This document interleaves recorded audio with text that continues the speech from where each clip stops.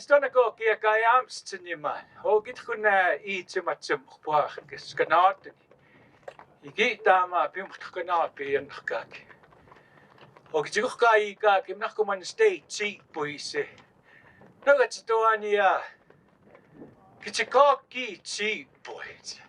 Tum skshot cheap boy. Kimuchi sticks to donia. Sa stamate cheap boy. So I'm caught in the middle. So I'll go back and forth. Might throw a little Cree in there too, in honor of Patrick.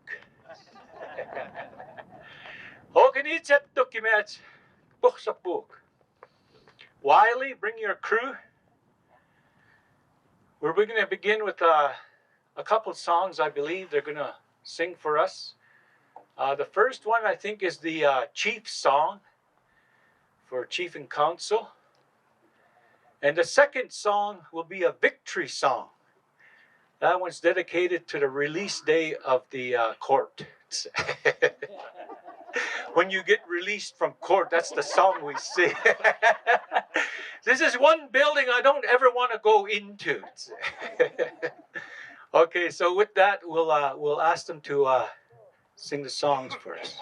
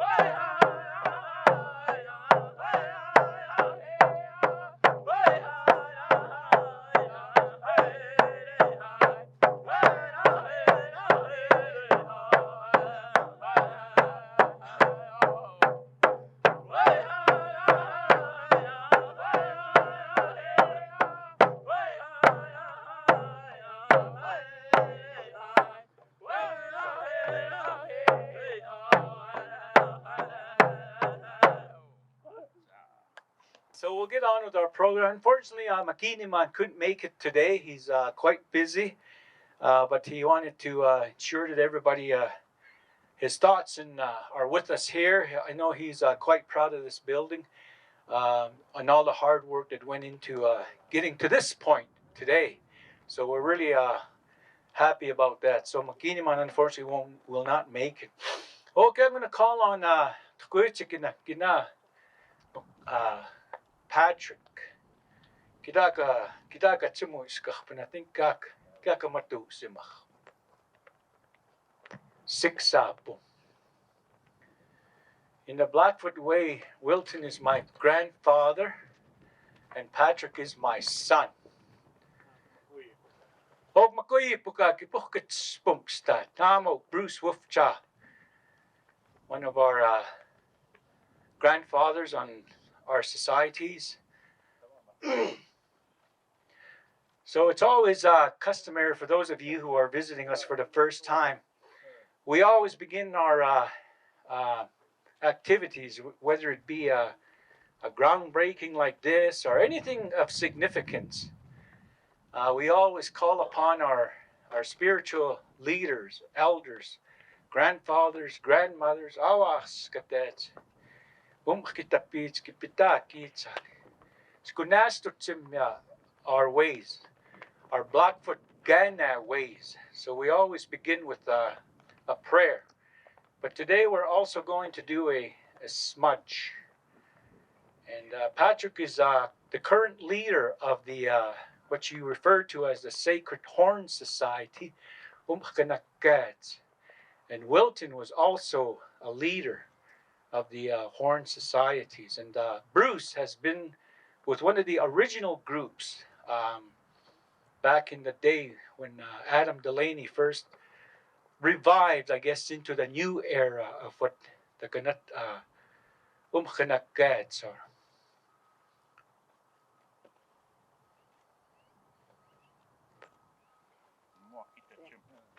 Okay, na makuyi pa katsimus. Kidak so sa tapis mo. Okay, git connect so much more. Okay, tak ka po so much. Makko shuka pisan ka wa ka si pinapis. Kita ka kiano piga kitay po yo. Ako kana shuka. Ayo na pinatos. Ayo kaya tumanda po tato pa kanika ki swag sikoy kaki. Okay, kita ko kaya ako kamaniku aki. Kana suka piaki. Okay, kaya ko tapsya aki. Okay, kumita pi. Ayo kita muhtai chiste to ko kanista kita tanya ki. Kita pistachi pa kya mo na piis. Aya ko khana suka pi khana suka pi. Ako khana tap suka pi chisko kaina. O kan nakako te puyo kako to ka kyansta. Ako khana boksap suka. O kis pomo kinana ki siksa po tako kinaki. O kanoma ki au piwa ki. Net khana spoma net khana kamanistmani ka ki. Na pio sini kipitaki o sini. O ki jaksha stotsman. Ayus pomo. Es pomo ki istipanta pio.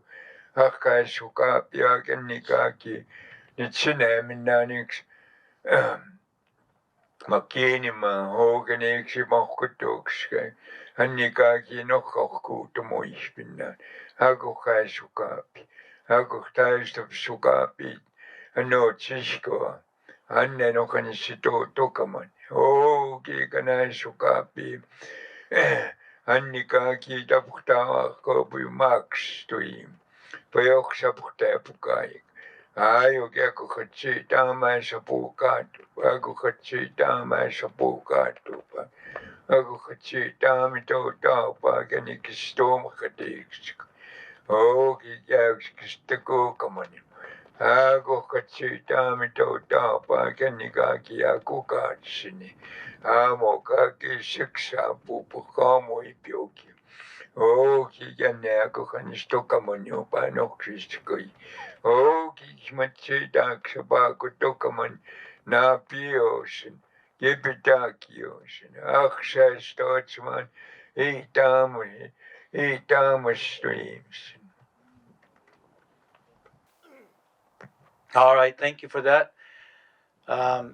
We'll get on with our program here. I just wanted to mention, first of all, thank you for everybody coming out this morning. It was a little chilly this morning, but it is fall, so it's good to see the weather changing here.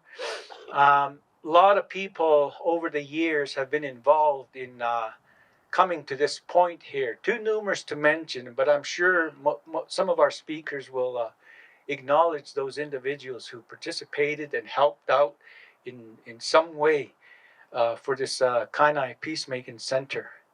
So our thoughts are with them also wherever they may be. But I would like to call on Dorothy right now. Dorothy First Rider. She is the chairperson for Tribal Government Committee, and her and Annabelle have worked tirelessly over the years to make this a reality. So let's welcome Dorothy.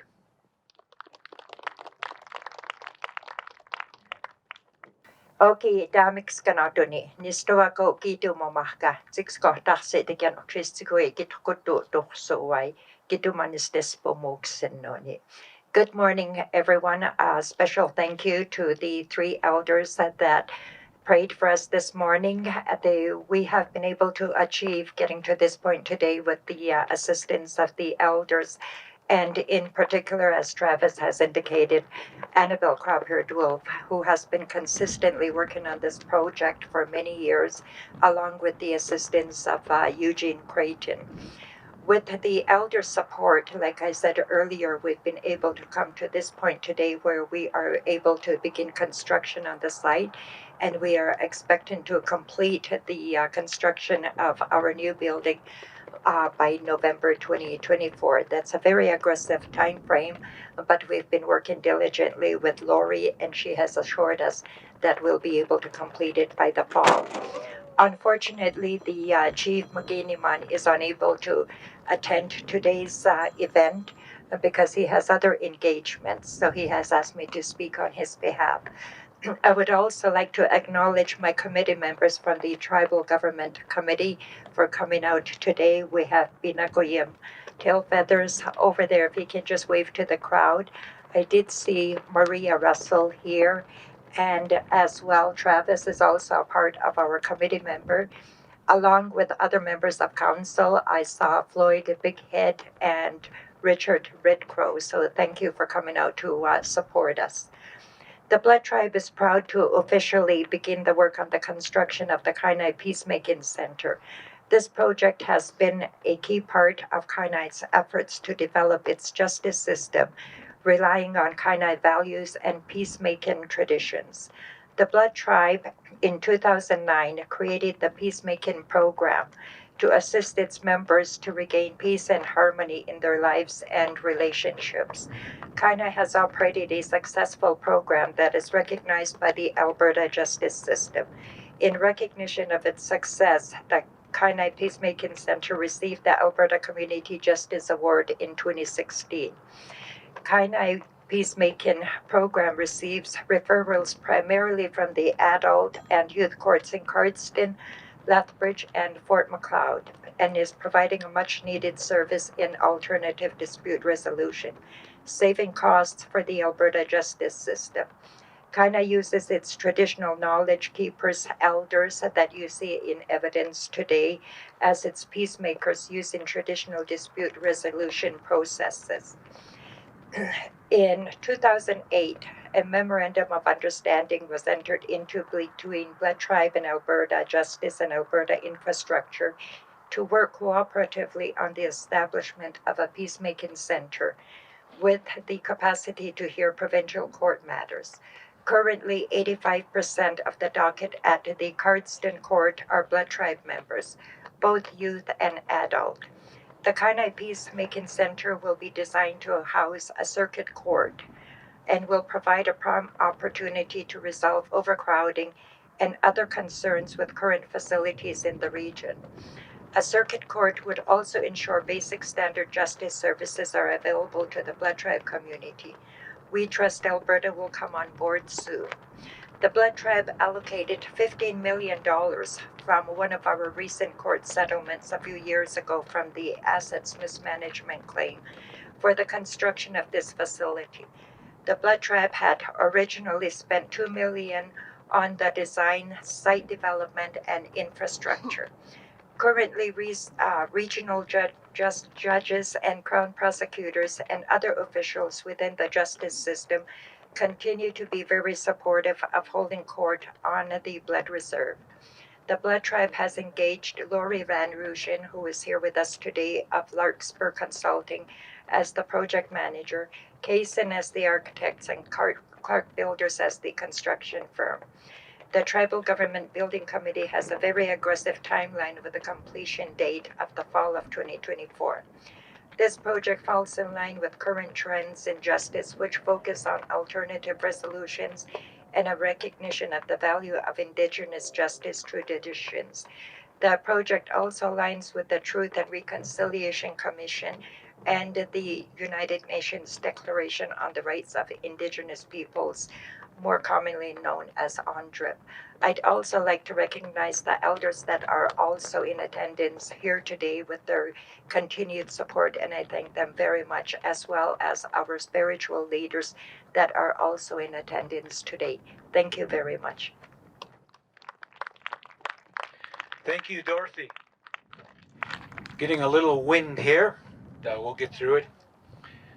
So I'd like to call on next Agotas, Eugene Creighton, who is also a part of the building committee, and of course has also served the Blood Tribe over the years as our with the law firm. So Agotas.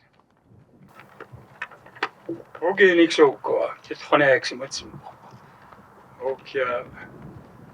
Koi book. Skogskinek.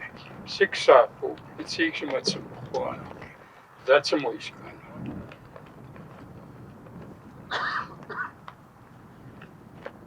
Elders,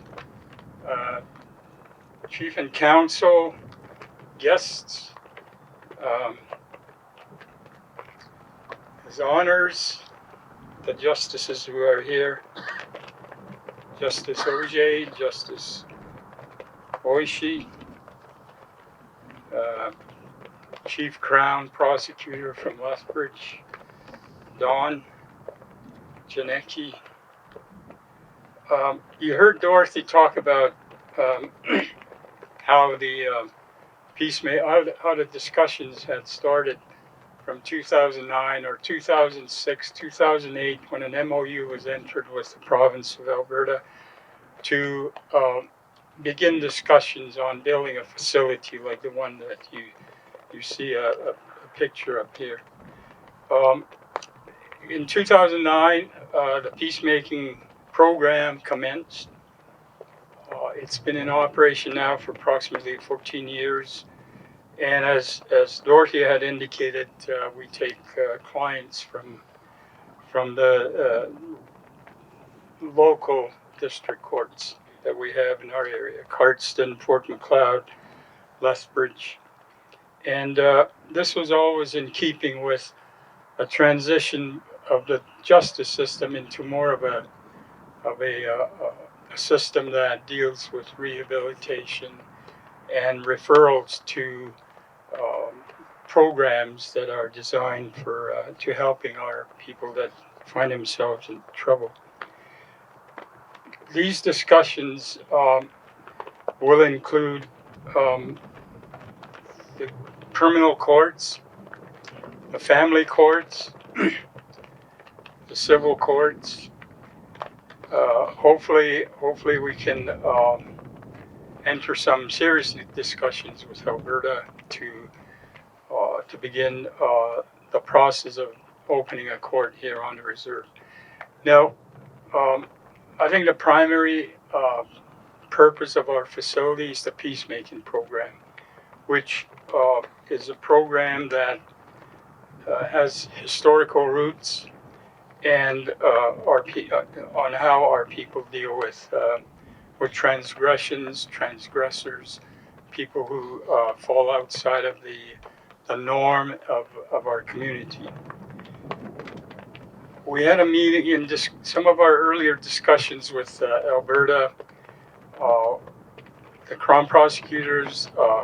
Mr. Bob Coleman was Chief Crown at the time, and Queen's Bench, now King's Bench Justice Jim Langston, we had a meeting with them along with our elders. Most of our elders have passed on, the ones that helped us move this thing forward. People like Rosie Dayrider, Louise Crawbeard Wolf, Rosa Dayrider, and Dunn. You know, I could go on. And one of the questions that Justice Langston asked the elders is there a word for crime in Blackfoot? And our elders kind of sat there, discussed it a bit, and I remember it was Louise who said, we don't have a word for crime. Our word is iptsaps, and translate that means a mistake. And she went further and said, because it's a mistake, it can be fixed. And with our way of life, our way of justice,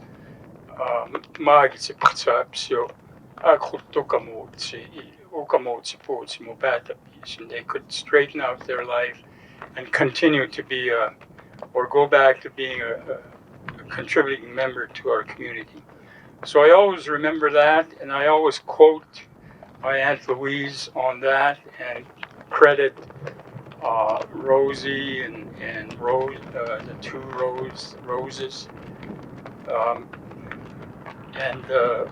They were quite an inspiration with in moving forward with this initiative. We have all the fixtures and the substance of justice initiatives in this community. The only thing we lack is having a courthouse, and it's not a situation where we're going to just transition courts to or individuals to come in and appear in court here. It'll be more of a situation where they can be treated in a manner that we're going to look to restoring their balance in life and assisting them with that. Excuse me. So there were some questions initially. Well, why do you want a court here? We're just going to bring our people through the courts, and then they punish them, and then they send them off to jail. No, that's not the plan. I think we're wanting to work very closely with the court and divert a lot of our people away from the jail system and into our own community restorative justice initiatives and programs. It is a sad reality that a lot of our people are in jail. The last stats I looked at, they could be a year old.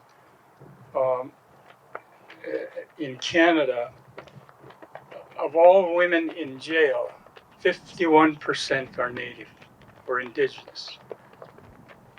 Of all the men in jails in Canada, approximately 48% are Indigenous. And that is because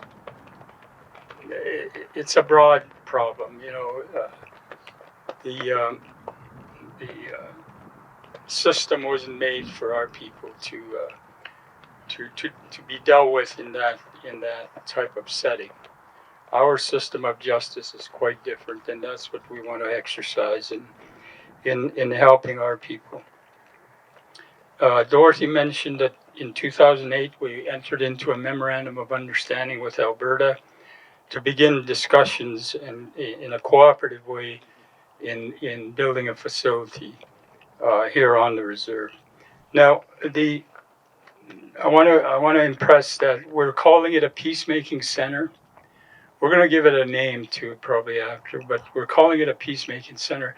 We're not calling it a courthouse, because we want to get that stigma out of sight, so to speak, and kind of focus on peacemaking. It falls in line with Alberta's justice initiatives.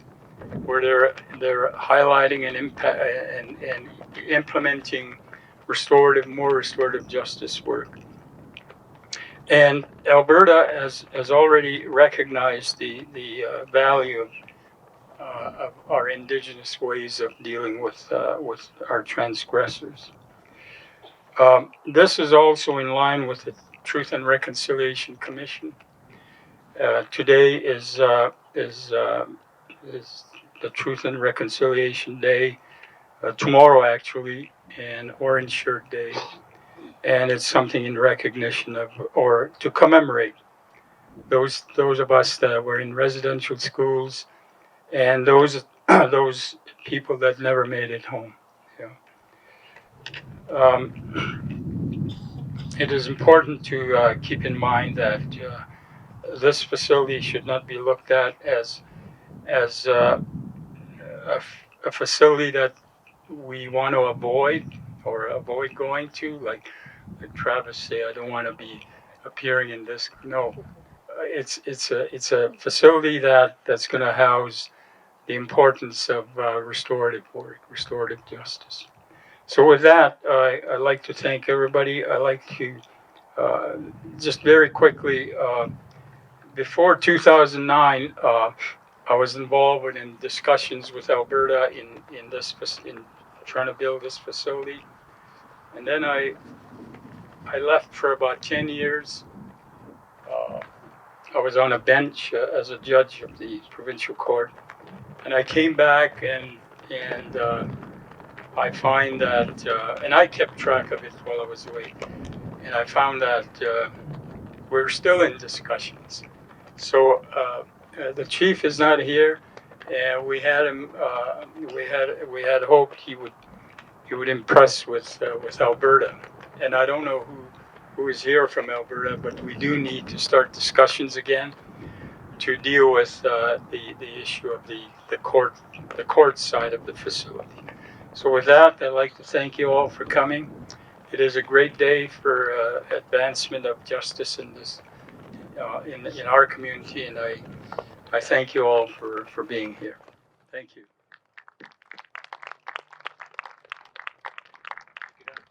Got a gift for you, Eugene. Thank you for all the work. Let's give Eugene a big round of applause. It's a real honor to work alongside him, and now that you put it that way, I'll be here every day. And I learned something. There's no word in Blackfoot for crime. Unfortunately, a term I know very well. All right, thank you, Eugene. Next, I'd like to call upon Assistant Chief Justice of the Southern Region, Sylivia Oishi.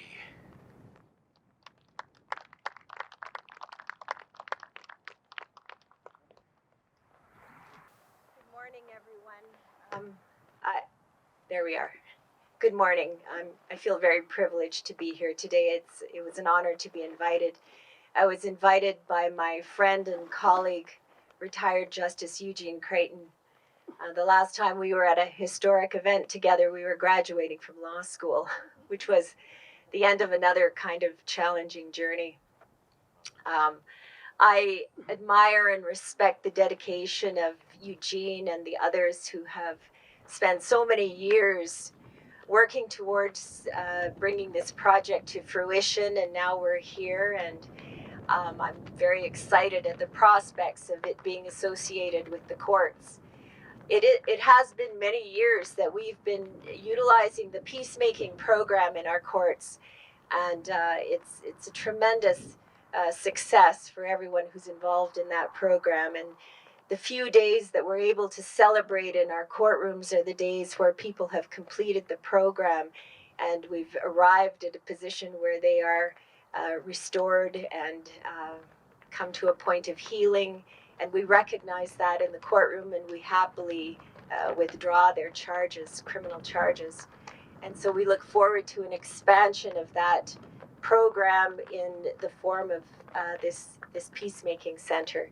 And if it comes to pass, and I certainly hope it does, that it becomes affiliated with the courts, then we commit to implementing the recommendations of the Truth and Reconciliation Commission here as it relates to justice, and to always work towards the goals for which it was intended, and that is to bring about restorative justice and healing, and to incorporate the traditional ways in any way possible.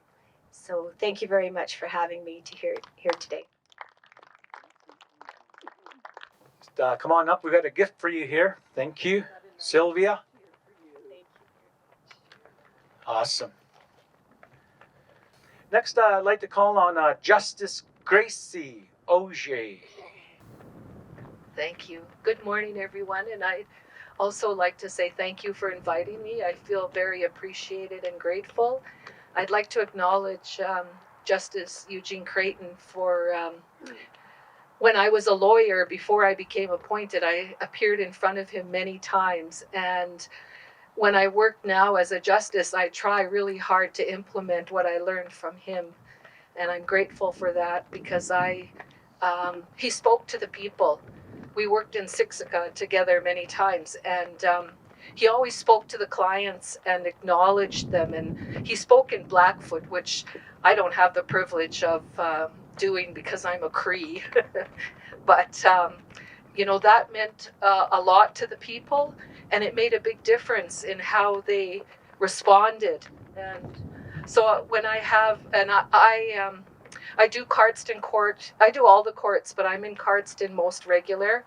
And I do try my best to always speak to the clients.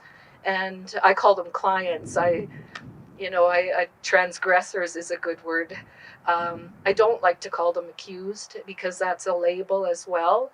And so I try hard to speak to everybody from the heart so that perhaps I can reach their heart and get them to feel like they can change, or they can acknowledge what's happened and move beyond feeling bad about their self or bad about, the whole situation, and give them hope that, yes, you can change. And Miss Deborah Melting-Tallow is always there to offer her support for peacemaking, and we try to refer. And sometimes, I have to push some defense lawyers and some Crown, I will say, that, hey, this person should be going to the program. They don't need a criminal record. Let's revisit this. I'll give you 5 minutes. Go talk and see what you can come back and tell me. And I think that's also my responsibility as a justice, to say we've got to push the boundaries a little to make these situations more prominent in our courts, and try not to fall into the usual patterns of how we have done things for the last 100 years. Let's try and, expand our minds and have more openness about possibilities of what we can do. And I think that's a part of the healing that we need as people, and the growth that we need as a system. And I believe, my personal opinion is that we need the courthouse here on the reserve because people can get here. A lot of times people miss court because they don't have a ride to Cardston or Fort McLeod or Pincher Creek or Lethbridge. They don't got any, but coming here on the reserve, I think that most people could get a ride here. The band office is closed, the health center, they can catch a ride with family. A lot of people go to work and they can catch a ride. They won't be missing court because they can get here. And to me, that's a really important part of why we need this on the nation, because then, it's more open. And that's my personal opinion from experience. I also want to thank the elders and the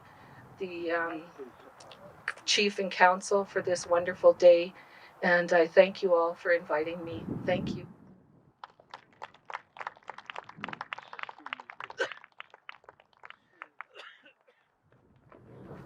Thank you, Gracie. We got a gift for you also. Yeah, it is true that a lot of our people can't make it to court, but once this building is up and ready to go, we can't use I had a flat tire as an excuse anymore.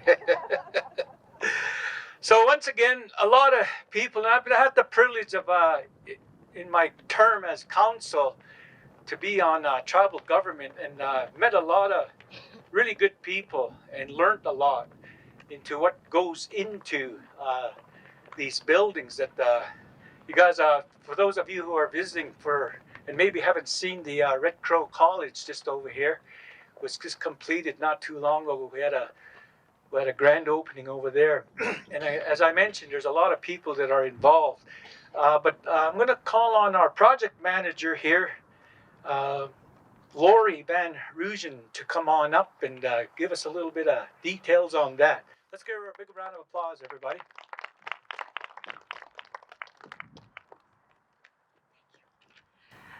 Good morning. Is it still morning? I think so. Maybe not. Welcome. I am very, very happy to be here, and I'm very privileged to be able to work in this community with so many wonderful people. As Travis has said, the Red Crow Community College is a source of pride for me because it was my first project on the Blood Tribe.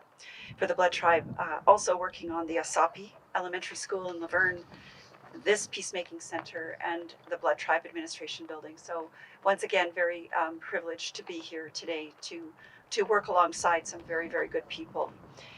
You will see that in the last 14 months or so, even though it's taken Dorothy and others many, many years to get here, we've been working very hard on the design of the building. And I can say it's one of my favorite buildings. It's going to be so beautiful, and I hope you enjoyed looking at the render today. We will have a website up and running not too soon so that you can actually see some of the interior shots of the building, but it is really going to be a very spectacular building. And over the coming days and weeks, you will start to see our construction teams mobilize onto this site.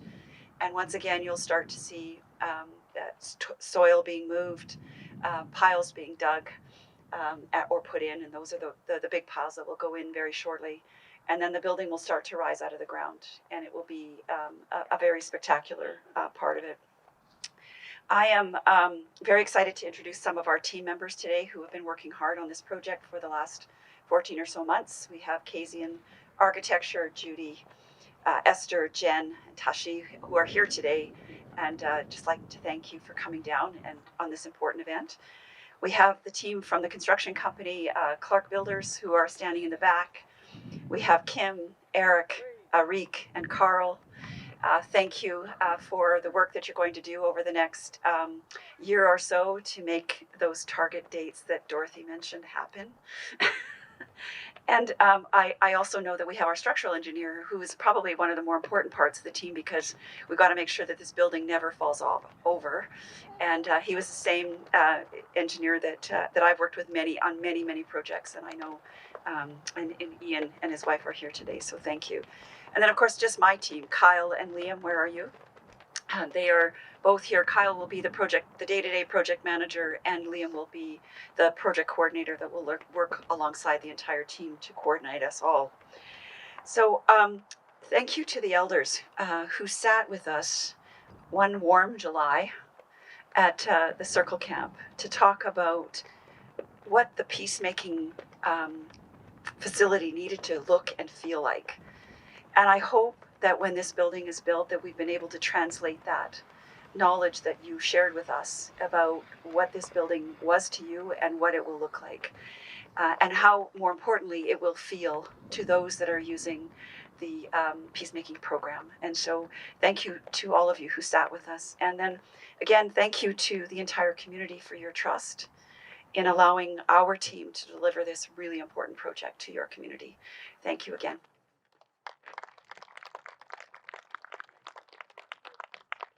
Thank you, Lori. I believe we have another gift for you. I said that because she's going to probably build all the buildings here. No, she does excellent work. So good to have you on board, Lori, and your crew. Hey, wave your hands, you guys. All the crew that Lori mentioned, right behind you, everybody. We're going to keep my eye on all of you for the next little while. Okay, so we've heard from everybody there, and it's always good to have our elders, our grandfathers and our grandmothers to hear from us. And I'm going to ask Wilton Good start. Good. You can come up. He's been a part of the Kainai Peacemaking program probably right from the beginning. And his involvement is crucial, along with, as Laurie mentioned, all the other elders that have assisted over the years. So Wilton will speak on behalf of that. Oh, cute. Thank you, Travis. Okay, next o'clock. Okay, kita pix. Okay, atoi sannex. Okay, kitsenemin nonix. Okay, mahkotox. Kitkhana exmatimbo. Okay, I'm stuck here. Napi koek. Mat sapo to. Greetings to all of you, particularly the elders that are here with us, the ceremonial people, chief and council, the honorable members of the Crown, prosecutors. It's a pleasure to have all of you, Eugene, Annabelle. This process actually began many years ago, probably in the early 70s. We started to talk about developing a judicial system that fits this community. About that time, there was numerous commissions, inquiries that were happening, and all of the inquiries recommended that indigenous communities should have their own law enforcement, should have their own judicial system, should have their own correctional facilities. We have one of the finest law enforcement programs here in the community. We did have a correctional facility, unfortunately, due to the reluctance of the province to keep it going. We had to shut it down, but it was working great. Now we have the beginnings of a judicial process, again, that has been long in the making. Particularly, I think a lot of thanks goes to one of our members here, Miss Annabelle Croppiard-Wolf. In her postgraduate studies, put together a thesis with the consultation of the elders of our community, put together a thesis that defined the restorative justice, the dispute resolution process that our people used for millennia. So I think especially thank Annabelle for putting that thesis together. Much of the work of the peacemaking program relies on the thesis that she put together. My own personal experience was started in like Eugene. I was a survivor of residential school. And then when I began my working career, I was the first Indigenous police officer in the city of Calgary. For a couple of years, people used to phone in, complaining that there's an Indian driving around in a police car, and he's got a gun. Took the city of Calgary a few years to get used to the idea that we could be meaningful partners of society. Unfortunately, the reality that we face every day is that there's a society that we're dealing with that will tell you every day that you don't belong. The judicial system of this country is based in large part on British common law, which was totally alien to our people. The peacemaking program that we put together is based on the common law of our people. And that's why it works. There is not a courtroom in the country that can boast, in terms of recidivism, that can boast anything higher than the 20 percentile range. Our peacemaking program in the last 15 years continually puts in a success rate in terms of recidivism in the high 90 percentile range. It works. Thanks to the peacemakers of our program, they are all elders, they are ceremonial people. None of them are trained in the legal profession, but they are professionals in terms of our traditional ways, our traditional values. Yesterday I spoke at the college in Lethbridge. They were celebrating the Truth and Reconciliation, and I had to talk about our program. Reconciliation, in order to be successful, has to have 3 elements. Repentance on the part of the offender, restitution or making amends, and thirdly, forgiveness on the part of the victim. Our peacemaking program uses all 3 elements, and that's why it is successful. Courts across the country focus on punishment. We never look at punishment. Our focus is on the fix, is on the reconciliation that will bring 2 disputing parties together, and they walk out of our courtroom both winners. Other parts of the country, there can only be one winner, somebody has to lose. In our peacemaking program, they are both winners. That's why it's so successful. So again, I want to thank the elders for their knowledge, their wisdom in terms of sharing the old restorative processes that we used to use in our community. I want to thank Chief and Council for continuing to stand behind the efforts of our people to make things work. Initially, there was 4 senior advisory members to the peacemaking program.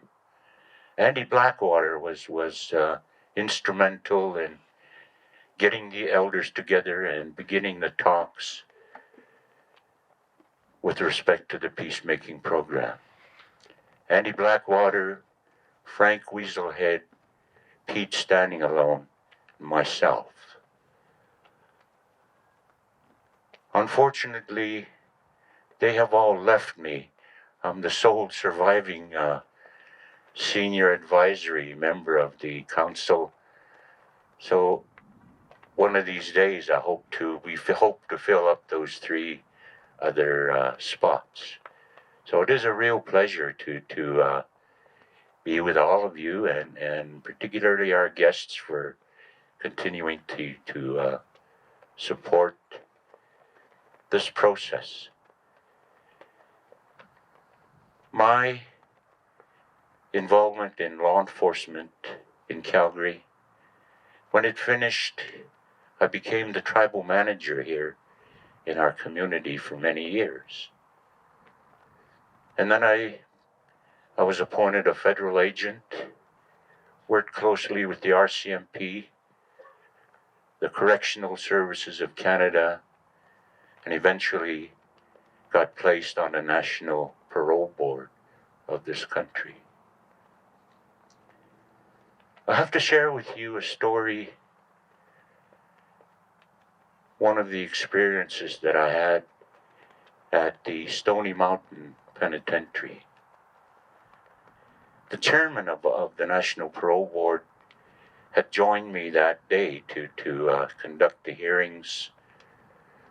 And we had, out of the many hearings that we had 2 Indigenous people, one young fellow from northern Manitoba serving a 4-year sentence.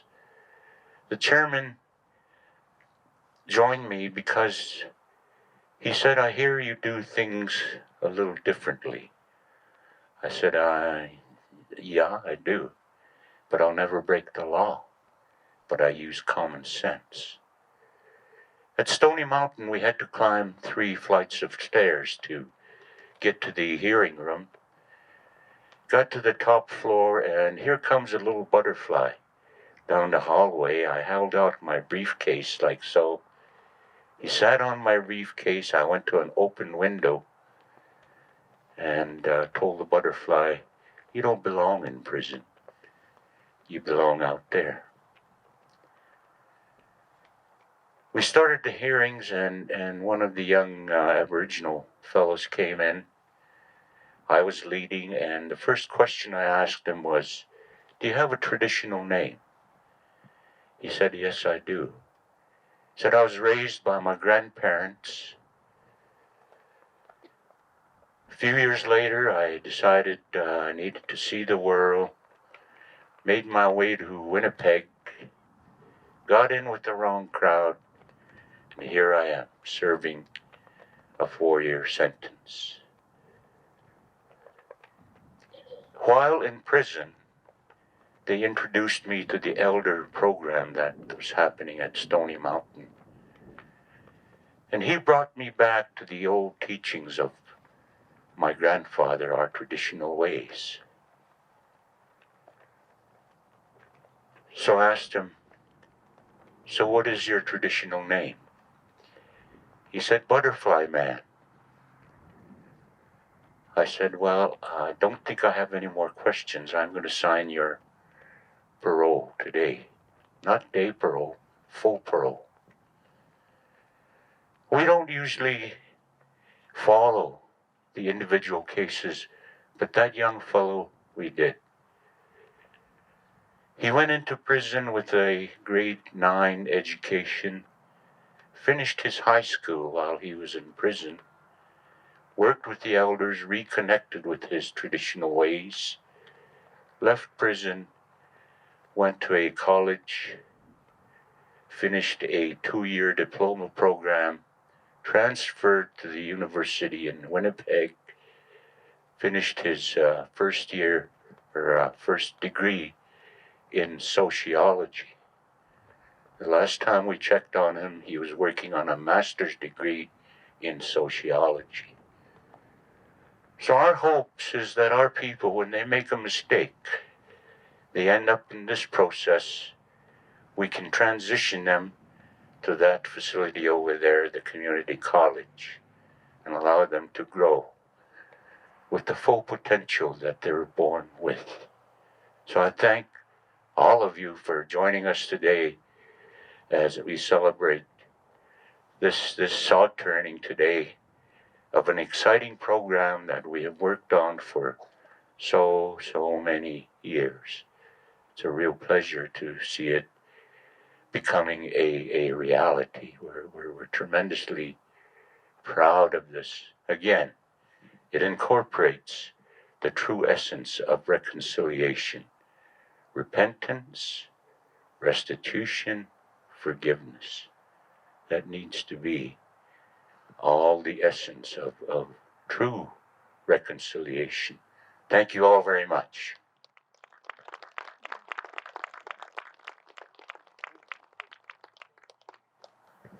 We got a gift for you there, sir. Thank you, Wilton. It's always good to have Wilton and speak on behalf of a real elegant way of putting things, and we're honored to have him here today. So we are here to put these really fancy shovels to work here. Clark, have you ever seen shovels like that? That's what our boys will be using. Too good. Anyway, so we're going to have the sod turning ceremony now, and I'm going to invite all of our elders, those of you who can, some sisagamu right in front here. Maybe somebody help coordinate. And of course, we want the council, chief and council, those of you who are here, step forward. And building committee. And wouldn't mind having some of you folks back there come on up. For those of you who are maybe not familiar with some of our Blackfoot ways, our Kainai ways, we're very proud that we still hold on to our ways. And you've mentioned the Kukats in our circle camp, but more commonly referred to as the Sundance Camp. And it's just up the hill there. You see the Belly Buttes. That's where we celebrate where all the societies come together for their ceremonies. And in our ceremonies, we always get an elder, like if it's a pipe or anything of significance. In this case, the shovel. He's going to pray, and then he'll transfer it 4 times. We'll get somebody to God. Okay, more. Go. Dorothy.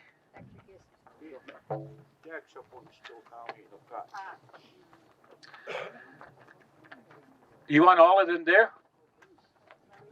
Go, Nietzsche committee. Maria. The council.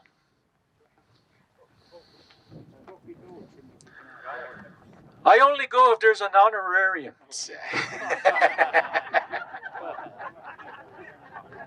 They said to be honest, so I'm honest.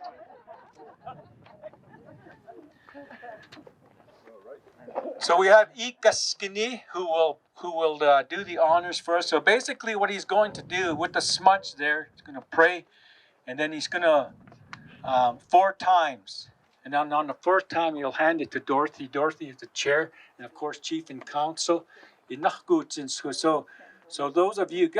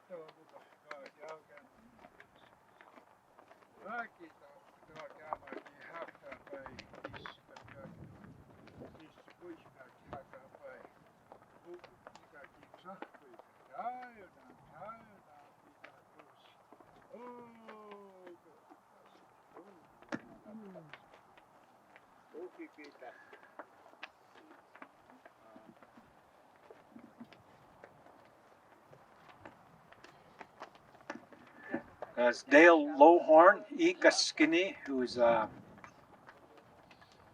performing the ceremony. We'll use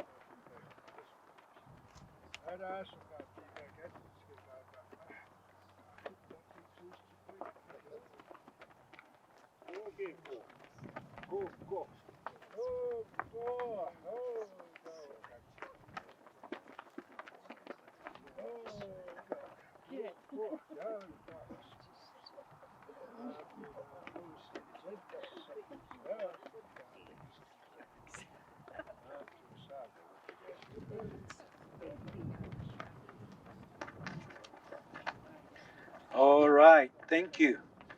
So, On the count of three, get that. Jump on. Richard, save that shovel for me. I'm going to use it for my sweats. Pull the rocks. Okay, so we're going to go ahead on, as Wilton said, on the count of three. Throw it right here. Yeah. Dig every step up. So you're going to dig and then just turn the sod over on three. 1, 2, 3. Hold it for picture. Pictures. Let's go.